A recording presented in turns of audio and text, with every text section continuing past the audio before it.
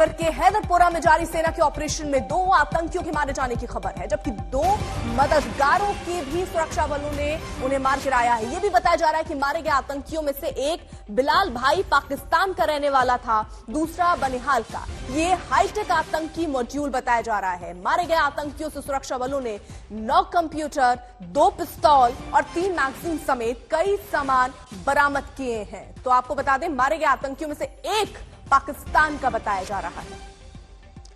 कमलजीत संधू हमारे साथ, हमारे सहयोगी इस वक्त जुड़ चुके हैं। कमलजीत, क्या जानकारी मिल पा रही है?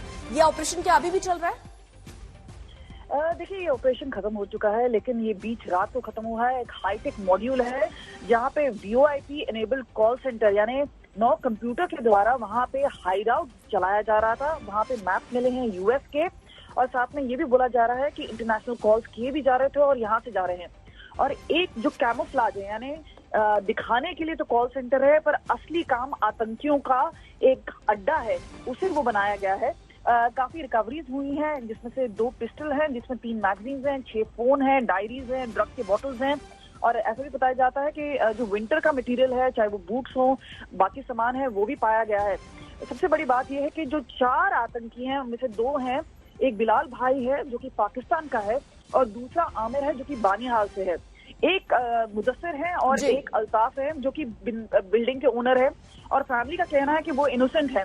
लेकिन जम्मू कश्मीर पुलिस का मानना है कि ये दोनों ही हार्बरर थे, दोनों को पता था कि किस तरह से आतंकवादी घटनाएं वहां पे चल रही हैं, किस तरह का मॉड्यूल वहां पे चल रहा है, और इसी वजह से वो पूरा एरिया है वो सील कर दिया गया है और जांच इस वक्त चल रही है। जी शुक्रिया, आप नजर बनाए रखिए। और अब बात दिल्ली के प्रदूषण की।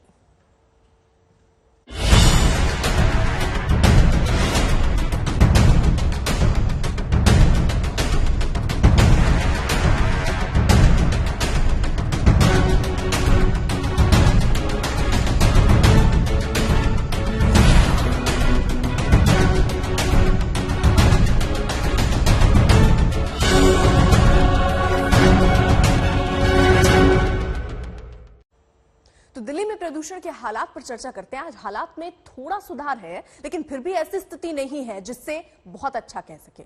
आज संकट पर केंद्र सरकार की आपात बैठक होने वाली है, इसी संकट पर, और कल सुप्रीम कोर्ट केंद्र और राज्य सरकारों को फटकार लगाते हुए आपात बैठक करने का फरमान सुप्रीम कोर्ट की तरफ से दिया गया था, जिसमें कहा गया था कि सरकार ये बताए कि आखिरकार इस स्थिति से निपटने के लिए क्या कदम उठाए जा सकते हैं। इससे पहले दिल्ली सरकार को भी बोला गया था कि लॉकडाउन लगा सकते हैं अगर स्थिति पर कंट्रोल पाना हो और अगर ये संभव हो।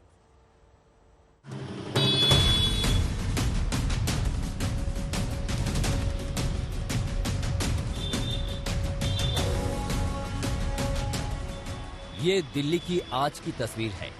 आज एक बार फिर दिल्ली NCR के आसमान में जहरीला धुआं छाया हुआ है।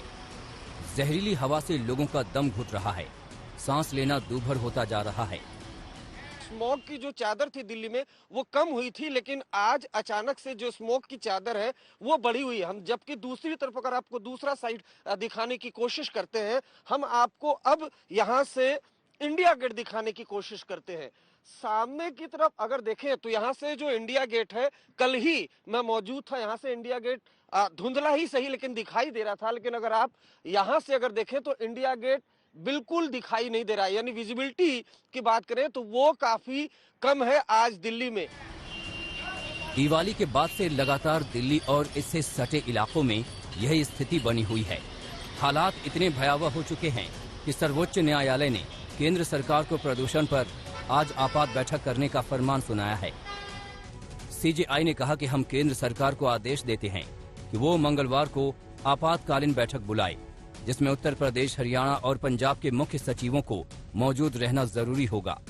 कोर्ट ने गैर जरूरी निर्माण, परिवहन, ऊर्जा संयंत्रों पर रोक लगाने और कर्मचारियों को घर से काम करने देने जैसे कदमों पर आज फैसला लेने का निर्देश भी दिया है। कोर्ट ने हरियाणा और पंजाब सरकार से भी कहा कि वो ये तय करें कि अगले 2 हफ्ते तक किसान पराली न जलाए। इस मामले पर अगली सुनवाई अब कल होगी। दिल्ली सरकार पंजाब, हरियाणा में जलने वाली पराली को प्रदूषण का बड़ा कसूरवार ठहराती रही है। दावे के मुताबिक दिल्ली NCR की हवा को जहरीला बनाने में पराली का 40% योगदान है, लेकिन जब सुप्रीम कोर्ट में सुनवाई हुई तो सॉलिसिटर जनरल ने इसे महज 10% बताया, जिसके बाद प्रदूषण पर सियासत गर्मा गई। अकाली दल ने इसके लिए केजरीवाल से माफी की मांग कर दी है। अपना काम करना नहीं सारी उम्र ते झूठे दोष ला के दूजिਆਂ ਨੂੰ ਤੇ ਆਪਣਾ ਕੰਮ ਸਾਰੀ ਜਾਣਾ। ਇਸ ਕਰਕੇ ਮੈਂ ਸਮਝਦਾ ਕਿ ਅੱਜ ਪੂਰੀ ਤਰ੍ਹਾਂ ਦੇ ਨਾਲ ਕੇਜਰੀਵਾਲ ਜਿਹੜਾ ਉਹ ਸੁਪਰੀਮ ਕੋਰਟ ਦੇ ਵਿੱਚ ਐਕਸਪੋਜ਼ ਹੋ ਗਿਆ ਤੇ ਨਲਾਇਕ ਸਾਬਤ ਹੋਇਆ। ਮੈਂ ਕਹਿ ਸਕਦਾ ਕਿ 4% ਪੋਲੂਸ਼ਨ ਵਾਲਿਆਂ ਨੂੰ ਬਦਨਾਮ ਕਰੀ ਜਾਣਾ ਤੇ ਜਿਹੜੀ 96% पोल्यूशन है ਉਹਦੇ ਤੇ कोई स्टेप ना। पराली का कंट्रीब्यूशन था, ये सफर का डेटा है, वो कितना सही है कितना नहीं सही है, केंद्र सरकार ने जो हलफनामा जारी किया है उसका बेस क्या है, किस महीने का है, किस समय का है, वो तो वो बता पाएंगे। लेकिन अभी तक जो सफर का जो डेटा पब्लिकली डेली जारी होता है उसके अनुसार तो पिछले 10 दिन में पराली का एक कंट्रीब्यूशन 48% तक उन्होंने हाईएस्ट जारी किया।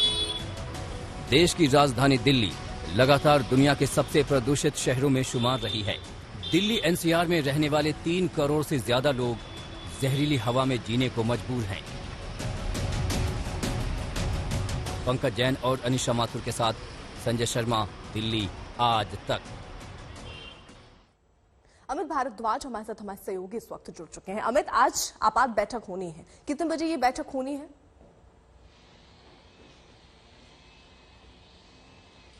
जी अर्पिता, ये जो बैठक है बहुत अहम बैठक है और आज ही होना है। समय को लेके इस वक्त थोड़ी क्लैरिटी नहीं है कि थोड़ी देर में वो कंफर्म होना है कि किस समय वो बैठक होगी। लेकिन बैठक केंद्र सरकार, दिल्ली, पंजाब और हरियाणा और उत्तर प्रदेश जो है इन राज्यों के बीच में होना है और कहीं ना कहीं बहुत अहम फैसले लेने एक्सपेक्टेड है कि इस मीटिंग में हो जाएगा। अगर आप ध्यान दें, शनिवार को जो मीटिंग हुई थी दिल्ली में, जिसको दिल्ली के मुख्यमंत्री अरविंद केजरीवाल ने चेयर किया था, उसी में 4 इमरजेंसी मेजर्स लिए गए थे ताकि दिल्ली वालों को राहत मिले।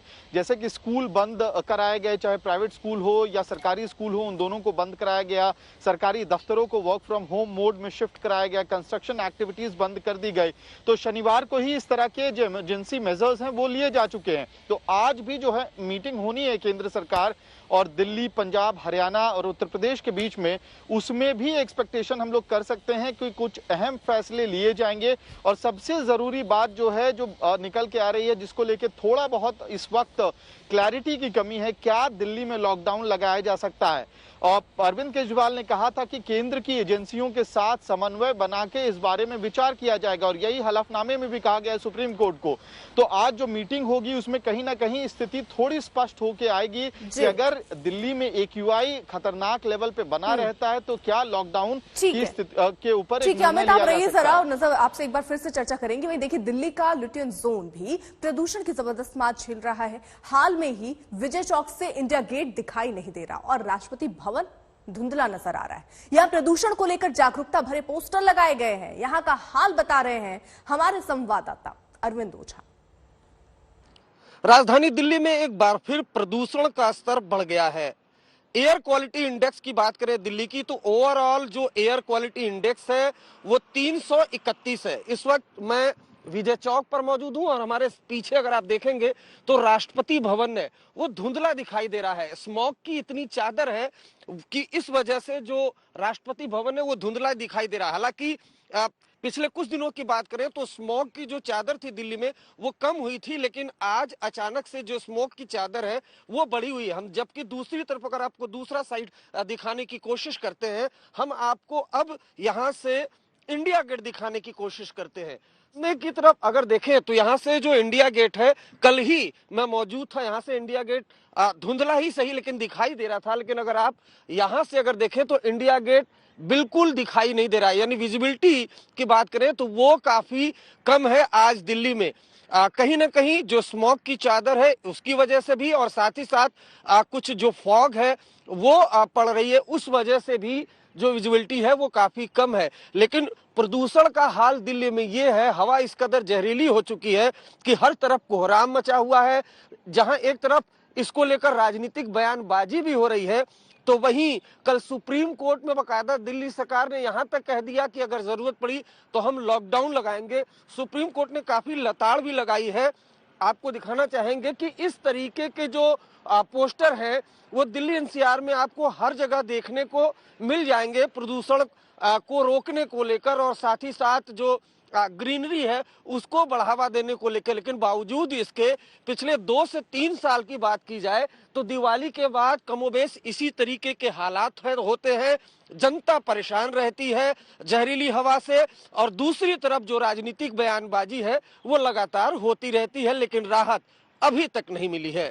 कैमरामैन अंकित के साथ अरविंद ओझा, दिल्ली, आज तक। तो ये रिपोर्ट हमने दिखाई किस तरीके के हालात हैं, ये रिपोर्ट अच्छे से बताती है। लेकिन प्रदूषण को लेकर कोई कदम उठे हो ना उठे हो, लेकिन राजनीति को लेकर राजनेता छलांग लगा रहे हैं। खुद दिल्ली सरकार कहती रही कभी, जब अभी अक्टूबर शुरुआत में कह रहे कि पराली की वजह से दिल्ली में पोल्यूशन हो रहा है, लेकिन आपने देख लिया पराली का कितना योगदान है। पराली तो 4-5-7% योगदान है, और दिल्ली, पंजाब और हरियाणा में पोल्यूशन AQI लेवल कम है, दिल्ली में ज्यादा है। पब्लिक ट्रांसपोर्ट की बात करें तो आपने ही कहा था हम बैटरी व्हीकल्स को बढ़ावा देंगे, दिल्ली सरकार ने, लेकिन आज तक उन्होंने अपने DTC बेड़े में कितनी बैटरी व्हीकल्स शामिल किए, बताएं केजरीवाल साहब। सुप्रीम कोर्ट के सामने हमने ये भी रखा है कि दिल्ली सरकार जो है लॉकडाउन के लिए भी तैयार है, लेकिन ये इफेक्टिव तभी होगा कि जब सभी राज्य NCR के मिल करके करें तो वो ज्यादा प्रभावशाली होगा। सरकार हर तरह के कदम उठाने को तैयार है, केंद्र सरकार के साथ मिलकर के, सभी राज्यों के साथ मिलकर के लॉकडाउन के लिए भी तैयार है। सुप्रीम कोर्ट सारी चीजों को सुनने के बाद जो भी डायरेक्शन करता है दिल्ली सरकार उसे लागू करेगी। कोरोना काल ने एजुकेशन सेक्टर को सबसे ज्यादा नुकसान पहुंचाया। इस सेक्टर को हुए आर्थिक नुकसान की भरपाई देर सबेर हो जाएगी, लेकिन बच्चों की पढ़ाई पर हुए असर को दूर करना मुश्किल है। अजीम प्रेमजी फाउंडेशन की एक रिपोर्ट में आशंका जताई गई है कि इंटरनेट की कमी से लाखों बच्चों का स्कूल हमेशा के लिए छूटने का खतरा बढ़ गया है।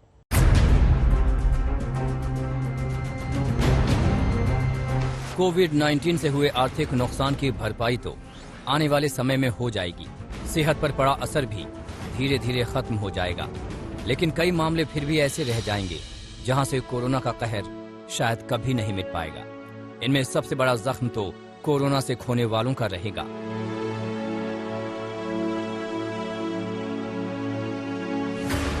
इसके अलावा एक बड़ी समस्या बच्चों की पढ़ाई पर भी कोरोना की वजह से आ खड़ी हुई है।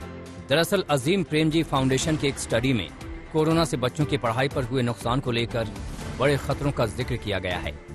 इस स्टडी के मुताबिक भारत में 60% से ज्यादा बच्चे इंटरनेट का इस्तेमाल नहीं कर पा रहे हैं। ऐसे में रिमोट विकल्प पर चल रहे स्कूलों और शिक्षा के इस वैकल्पिक सिस्टम को बड़ा धक्का लगा है। रिपोर्ट के मुताबिक 60% स्कूली बच्चे वर्चुअल क्लासेस को केवल इसलिए नहीं देख पा रहे हैं क्योंकि उनके पास इंटरनेट नहीं है। कोरोना के चलते करीब 1.5 साल से स्कूल बंद हैं। इन स्कूलों में वर्चुअल क्लासेस की जा रही हैं, लेकिन अजीम प्रेमजी फाउंडेशन की इस रिपोर्ट ने ऑनलाइन पढ़ाई की कलाई खोल कर रख दी है। लेकिन जिन बच्चों के इंटरनेट तक पहुंच है, उनके लिए भी हालात आसान नहीं है। एक दूसरी स्टडी में दावा किया गया है कि ग्रामीण और शहरी क्षेत्रों के स्कूलों में भी आधे से ज्यादा अभिभावकों ने इंटरनेट सिग्नल और स्पीड को लेकर शिकायत की है। इसके अलावा मोबाइल डेटा को लेकर भारी भरकम खर्चा भी उनके लिए मुसीबत बना हुआ है। रिपोर्ट में कहा गया है कि महज 20% बच्चे ही महामारी के दौर में पूरी तरह से ऑनलाइन क्लास कर पा रहे हैं। इनमें से भी केवल आधे बच्चे ही लाइव क्लास में जुड़ पा रहे हैं। रिपोर्ट में दावा किया गया है कि इंटरनेट की समस्या की वजह से करीब 38% बच्चों ने स्कूल छोड़ दिया है। सर्वे में कहा गया है कि 38% पेरेंट्स का कहना है कि ऑनलाइन क्लास पढ़ाई का सही तरीका नहीं है। इसमें बच्चा उस तरह से पढ़ और समझ नहीं रहा जैसा कि ऑफलाइन क्लास में होता है। आदित्य के राणा, आज तक। नमस्कार, स्वागत है आपका। आप देख रहे हैं आज तक, आपके साथ हूं मैं नेहा बाता। हम इस वक्त मौजूद हैं 341 किलोमीटर लंबे पूर्वांचल एक्सप्रेसवे पर, और आज दिन भर यही एक्सप्रेसवे सुर्खियों में बने रहने वाला है, क्योंकि आज यहां पर प्रधानमंत्री नरेंद्र मोदी के साथ साथ उत्तर प्रदेश के सीएम योगी आदित्यनाथ और राज्यपाल आनंदीबेन पटेल मौजूद रहेंगे। एक भव्य समारोह का आयोजन किया गया है। इस भव्य समारोह का समापन होगा एक एयर शो के साथ। ये तमाम तस्वीरें हम आप तक पहुंचाएंगे, लेकिन इस बीच कुछ जश्न की तस्वीरें आ रही हैं और ये तस्वीरें हैं सुल्तानपुर की, जहां पर ढोल नगाड़ों की थाप के साथ इस जश्न को मनाया जा रहा है। दरअसल एक बहुत बड़ा मौका है पूरे पूर्वांचल इलाके के लिए। 9 जिले ऐसे हैं जिन्हें इस पूर्वांचल एक्सप्रेसवे से फायदा होने वाला है। सुल्तानपुर उनमें से एक है और ऐसे में ये तस्वीरें देखिए कैसे अब जो दूरियां कम हुई हैं, जो अब सफर में घंटों लगते थे, उस सफर में अब कम समय लगने वाला है। इसी को लेकर उत्साह मनाया जा रहा है, इसी को लेकर जश्न का माहौल है और इसी को लेकर सुल्तानपुर वासी भी इस वक्त ढोल नगाड़ों की थाप के साथ मौजूद हैं। तस्वीरें बयां कर रहे हैं कि कैसे ये एक बड़ा मौका है, ये एक माइलस्टोन है पूर्वांचल के लिए, इस इलाके के लिए और खास तौर पर उत्तर प्रदेश की सरकार के लिए, जो आज का यानी कि 16 नवंबर का दिन इतिहास के पन्नों में दर्ज कराने वाली है। और ऐसा एक एक्सप्रेसवे नहीं है, आने वाले वक्त में कई और एक्सप्रेसवे की सौगात मुख्यमंत्री योगी आदित्यनाथ देने वाले हैं, जिसमें गंगा एक्सप्रेसवे का नाम मुख्य तौर पर शामिल है। बुंदेलखंड एक्सप्रेसवे भी बनकर तैयार है और मेरी सहयोगी अर्पिता आपको बताने वाली है कि इस एक्सप्रेसवे यानी कि पूर्वांचल एक्सप्रेसवे की क्या महत्वता है, किस तरीके से सियासत में ये मायने रखता है। Arpita, over to you. बिल्कुल नेहा, तो देखिए अगर इसको इस तरीके से समझें तो आज देखिए यूपी को 341, जैसा आप भी बता रही, 341 किलोमीटर लंबे पूर्वांचल एक्सप्रेसवे का तोहफा मिलने वाला है। कुछ ही घंटे बाद प्रधानमंत्री मोदी पूर्वांचल एक्सप्रेसवे का लोकार्पण करने वाले हैं। लेकिन शानदार आंकड़े कुछ रख रहे हैं। इसकी लंबाई जो है 341 और इस पर हवाई पट्टी जो है वो करीब 3.2 किलोमीटर की हवाई पट्टी जो आप देख रहे हैं, इस तरीके से ही कुछ रहने वाला है। वहीं आपको बता दें 130 हर्कुलर प्लेन से पहुंचेंगे और दोपहर 2 बजे कार्यक्रम शुरू होगा। उसी समय पीएम जनसभा को भी संबोधित करने वाले हैं और 6 लेन है इसमें। लागत करीब 22,000 की इसको। शिलान्यास इसका जुलाई 2018 में हुआ था और ये 2021 में बनकर तैयार हो गया था। यानी प्रधानमंत्री नरेंद्र मोदी जो कहते रहे हैं कि कई बार काम शुरू तो हो जाते हैं लेकिन वो कंप्लीट नहीं होते हैं, ये कोशिश की जा रही है कि जल्द से जल्द जो प्रोजेक्ट शुरू हुए हैं उनको कंप्लीट भी किया जाए। अखिलेश यादव कई दावे इसको लेकर कर रहे हैं। वो लिख रहे हैं कि 2016 में हमारी सरकार ने इसका शिलान्यास किया था, अब इसका पूरा इस योजना का जो एक तरीके से कहें लाभ है वो बीजेपी लेना चाह रही है। और उन्होंने ये दावा किया कि हम शुभारंभ करते थे, अब उसको ही अपना बताकर बीजेपी सामने रख रही है। तो पूर्वांचल एक्सप्रेसवे को लेकर सियासत भी तेज हो चुकी है और वहीं बीजेपी कह रही है कि ये केवल शिलान्यास करते थे, इन्होंने सिर्फ सोचा था, अपने सपने में सोचा था, लेकिन हमने कर कर दिखाया है। वो दम किसी भी सरकार में नहीं था, सिर्फ और सिर्फ बीजेपी की सरकार थी जो आज इस तरीके से विकास के कामों में आगे बढ़ रही है और वो सारे विकास जनता के सामने है। नेहा,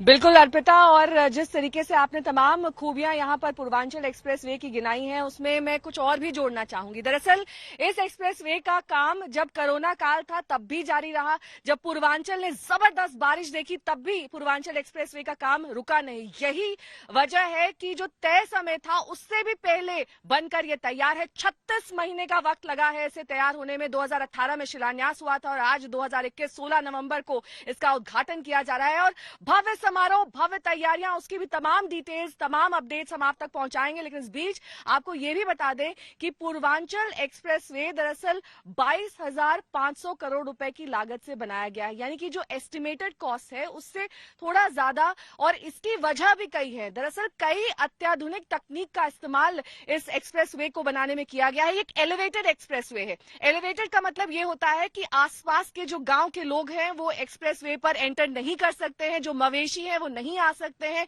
इस तरीके से ये एक्सीडेंट प्रोन ना रहे, ये पूरी तरीके से सुरक्षित रहे, इसको लेकर तमाम इंतजाम किए गए।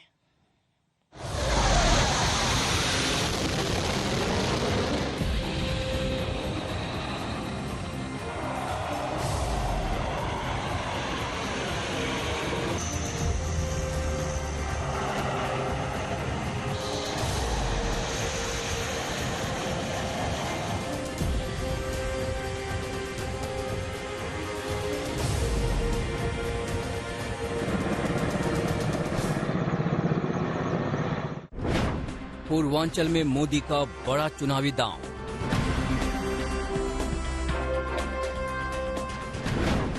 विकास और राष्ट्रवाद की पिक्चर दिखेगी।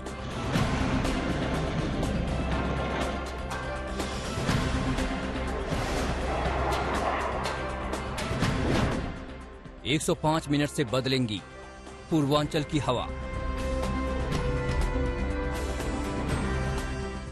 उत्तर प्रदेश के पूर्वांचल में आज की तारीख बहुत खास होने वाली है, ऐतिहासिक होने वाली है।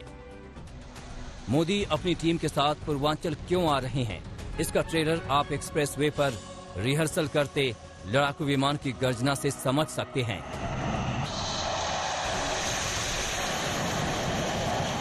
हम उसी एयर स्ट्रिप पर मौजूद हैं जहां पर कई लड़ाकू विमान उतरेंगे, प्रधानमंत्री के सामने उनका प्रदर्शन होगा।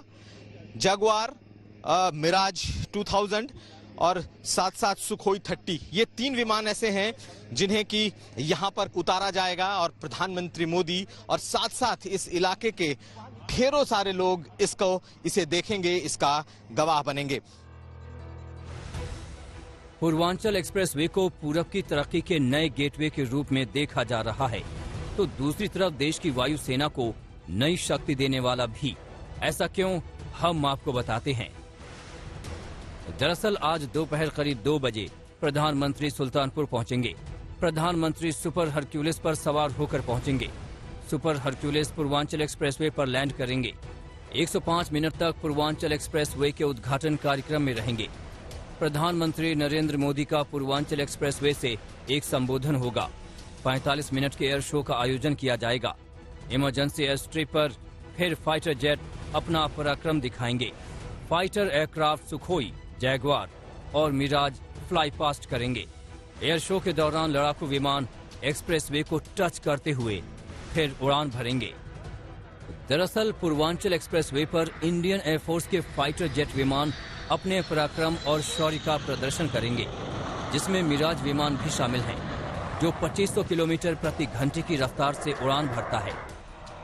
इसके अलावा सुखोई, जैगवार का दम दिखेगा। पूर्वांचल हाईवे पर सुल्तानपुर जिले के पास एयर स्ट्रिप बना है। इसी जगह पर युद्धक विमान अपना करतब दिखाएंगे। 3.2 किलोमीटर इस एयर स्ट्रिप की लंबाई है और इस पर एयर शो होंगे। 3 किरण एयर शो होंगे, जिस पर की अलग अलग टच एंड गो का भी प्रदर्शन होगा। साथ साथ किस तरीके से जो फाइटर प्लेन्स उतरते हैं, तो जो ग्राउंड स्टाफ कैसे काम करता है, उसका भी प्रदर्शन होगा। कुल मिलाकर एक बड़ा आयोजन इस एयर स्ट्रिप पर प्रधानमंत्री के सामने होगा। ये पूर्वांचल एक्सप्रेसवे है और इसके उद्घाटन के साथ ही इसे भव्य बनाने की पूरी तैयारी है। 2250 करोड़ का ये पूरा प्रोजेक्ट और तकरीबन 36 महीने में बनकर तैयार हुआ है, ऐसा मुख्यमंत्री योगी आदित्यनाथ ने आज कहा है। उन्होंने कहा कि अगर 19 महीने कोरोना के निकाल दिए जाएं तो ये सबसे कम समय में तैयार होने वाला एक्सप्रेसवे है। पूर्वांचल के लिए इस एक्सप्रेसवे को योगी गेम चेंजर बता रहे हैं। इस एक्सप्रेसवे के प्रारंभ होने पर हम यहाँ पर लगभग 7 से 8 स्थानों पर औद्योगिक क्लस्टर भी विकसित करने की एक व्यापक कार्य योजना को आगे बढ़ा रहे हैं। पूर्वी उत्तर प्रदेश की अर्थव्यवस्था की रीढ़ बनेगी एक्सप्रेसवे। इस पर जो कार्यक्रम आगे बढ़ रहे हैं, उन व्यापक संभावनाओं को भी धरातल पर उतारने के लिए अत्यंत महत्वपूर्ण है। यहाँ आपको ये समझना है कि एक एक्सप्रेसवे से योगी सरकार ने पूरे पूर्वांचल को जोड़ दिया है। दरअसल पूर्वांचल एक्सप्रेसवे की लंबाई करीब 340 किलोमीटर है। ये लखनऊ के चांदसराय से शुरू होकर गाजीपुर के हैदरिया पर जाकर खत्म होगा। ये यूपी के 9 जिलों से सीधा जुड़ा होगा, जिसमें लखनऊ, बाराबंकी, अमेठी, सुल्तानपुर, अयोध्या, अंबेडकर नगर, आजमगढ़, मऊ और गाजीपुर शामिल हैं। इसके अलावा लिंक एक्सप्रेसवे के जरिए कुछ और जिलों को इस एक्सप्रेसवे से जोड़ा जाएगा, जिसमें आजमगढ़ से गोरखपुर तक 110 किलोमीटर का लिंक एक्सप्रेसवे होगा। वहीं गाजीपुर से बलिया का 30 किलोमीटर लंबा लिंक एक्सप्रेसवे होगा। 340 किलोमीटर लंबा ये पूरा का पूरा पूर्वांचल एक्सप्रेसवे है, जिसकी शुरुआत हो रही है लखनऊ के चांदसराय से और इसका समापन होगा गाजीपुर के हैदरिया गांव में। वैसे इसका विस्तार आगे का है, बलिया तक इसको ले जाने की योजना है, लेकिन फिलहाल इसके जरिए यकीनन भारतीय जनता पार्टी पूरे के पूरे पूर्वांचल और अवध में एक बहुत बड़ा संदेश देने की कोशिश कर रही है। महज 36 महीने में ये एक्सप्रेसवे बनकर तैयार हुआ है। मोदी ने 2018 में इसका शिलान्यास किया था और अब उद्घाटन करने आ रहे हैं। यहाँ पर जो अभी फिलहाल जो टेंट बना है वो लगभग 1 लाख के लगभग का जा रहा है, परंतु ये एयर शो हो रहा है तो इसके कारण जब हमने पता कराया तो क्षेत्र में कौतूहल बहुत है, तो इसीलिए हमने थोड़ी सी और जगह ली कि मान लीजिए एक्स्ट्रा लोग आ जाते तो उनको कम से कम वहाँ पे आने की जगह मिल जाए ताकि सब चीज प्लान तरीके से हो जाए। ये तस्वीरें सिर्फ ट्रेलर हैं, पूरी पिक्चर तब दिखेंगी जब पूर्वांचल को एक साथ 2 सौगात मिलेगा। पहला एक्सप्रेसवे की रफ्तार और दूसरा रनवे पर भारत की शौर्य गाथा। आलोक श्रीवास्तव, कुमार अभिषेक और चित्रा त्रिपाठी के साथ सुल्तानपुर आज तक। तो खूबियां एक नहीं है, खूबियों की लंबी चौड़ी फहरिस्त है। एक्सप्रेसवे को इस तरीके से डिजाइन किया गया है ताकि अगर आप एक लंबे सफर पर हैं तो आपको ना जन सुविधाओं की कमी हो, ना आपको पेट्रोल पंप की कमी हो, अंडरपास दिए गए हैं, रेलवे ओवरब्रिज दिए गए हैं। ये तमाम तरीकों की सुविधाओं से सुनिश्चित किया गया है कि अगर आप एक्सप्रेसवे की यात्रा करते हैं तो ये यात्रा आपके लिए यादगार रहे। मेरी सहयोगी अर्पिता आपको अब डिटेल में समझाएंगी कि क्या खूबियां हैं इस एक्सप्रेसवे की। बिल्कुल नेहा, तो देखिए खूबियां जिस तरीके से आप भी गिना रही हैं और आप तो मौजूद है वहां पर, वो देख भी रही होंगी क्योंकि वहां पर वो सारी सुविधाएं जो लोगों को वहां मिलनी चाहिए उस सब का इस्तेमाल किया गया है। और यूपी के पूर्वी जिलों में एक्सेस कंट्रोल होने से यहां पर देखिए हादसे जो हैं वो कम होंगे, फ्यूल और समय की बचत होगी। 12 जिलों में विकास की जो रफ्तार है वो आगे बढ़ेगी। खेती से लेकर पर्यटन को यहां पर बढ़ावा मिलेगा। सीधे दिल्ली से जुड़ जाएगा ये पूर्वांचल, तो ये तमाम फायदे हैं। बड़े इलाके में रोजगार के मौके देखिए बढ़ेंगे इसी की वजह से। और ये भी कहा जा रहा है कि ये फायदे जो है वो सीधे जनता तक पहुंचे, इसीलिए पूरा प्लान तैयार किया गया था और अब ये एक्सप्रेसवे बनकर तैयार।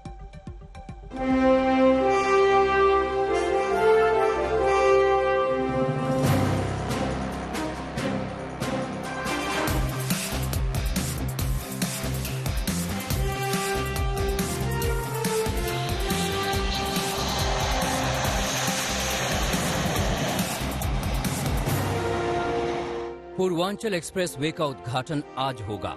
ये कार्यक्रम कितना अहम है आप इन तस्वीरों से समझ सकते हैं। खुद योगी आदित्यनाथ तैयारियों का मुआयना कर रहे हैं। एक्सप्रेसवे पर मौजूद कुमार अभिषेक की ग्राउंड रिपोर्ट देखिए। मुख्यमंत्री योगी आदित्यनाथ पहुंचे हैं पूर्वांचल एक्सप्रेसवे पे और उसका निरीक्षण करने पहुंचे हैं क्योंकि प्रधानमंत्री मोदी इसका उद्घाटन करने जा रहे हैं। तकरीबन 3 किलोमीटर से ज्यादा 3.2 किलोमीटर का ये एयर स्ट्रिप है और इस पर एयर शो होंगे। प्रधानमंत्री इसे देश को समर्पित करेंगे और मुख्यमंत्री योगी आदित्यनाथ का दावा है कि ये पूर्वांचल के विकास को गति देगा और प्रधानमंत्री का जो ड्रीम है जो उनका जो सपना है उसे ये पूरा करेगा। पूर्वांचल एक्सप्रेसवे के भव्य उद्घाटन में कोई कमी न रह जाए, लिहाजा योगी खुद मोर्चे पर मौजूद हैं। अब आपको दिखाते हैं कार्यक्रम कैसा होगा, कौन कहां बैठेगा। अब ये कहा जा रहा है कि ये एक्सप्रेसवे सबसे लंबा एक्सप्रेसवे है। सरकार का दावा है कि सबसे बेहतर एक्सप्रेसवे है और इसी पर हरकुलियस जो मालवाहक विमान है वो उतरेगा। प्रधानमंत्री मोदी इससे उतरेंगे। यहाँ पर मुख्यमंत्री योगी आदित्यनाथ खुद उनकी आगवानी करेंगे और हम आपको दिखा दें बाएं तरफ जो बड़ा सा एक पंडाल बन रहा है, ये पंडाल वो है जब बड़ा पब्लिक कार्यक्रम इसमें प्रधानमंत्री करेंगे और देश को इस पूर्वांचल एक्सप्रेसवे को वो समर्पित करेंगे। कार्यक्रम का जिम्मा प्रदेश के स्वास्थ्य मंत्री जय प्रताप सिंह संभाल रहे हैं।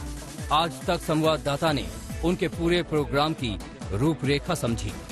ये बताइए सर कि बहुत बड़ी तैयारी, बहुत लंबा चौड़ा टेंट, कितने लोग आने वाले हैं और क्या तैयारी? लगभग 1.5 लाख की तैयारी है, 1.5 लाख से 2 लाख तक। मगर हम लोग ने देखा है कि जैसे पिछले महीने ही हमने सिद्धार्थनगर में भी किया था, एक जो हमारा जो नॉर्मल इंतजाम है 50,000 का या 75,000 का, उससे कम से कम 1.5 गुना ज्यादा भीड़ स्वतः आ जाती है जहां तक मोदी जी का कार्यक्रम होता है। तो इसको अंदाज लगाते हुए काफी इंतजाम किया गया। अच्छी खासी भीड़ पूरे सुल्तानपुर जनपद से और वहां से अम्बेडकर नगर, अयोध्या से, चारों तरफ से हमारी भीड़ आएगी। करीब 1 लाख से ज्यादा लोग पूर्वांचल एक्सप्रेसवे के उद्घाटन के साक्षी बनेंगे। योगी सरकार ने पूरे कार्यक्रम को भव्य बनाने में कोई कोर कसर नहीं छोड़ी है। सुल्तानपुर से कुमार अभिषेक, आज तक।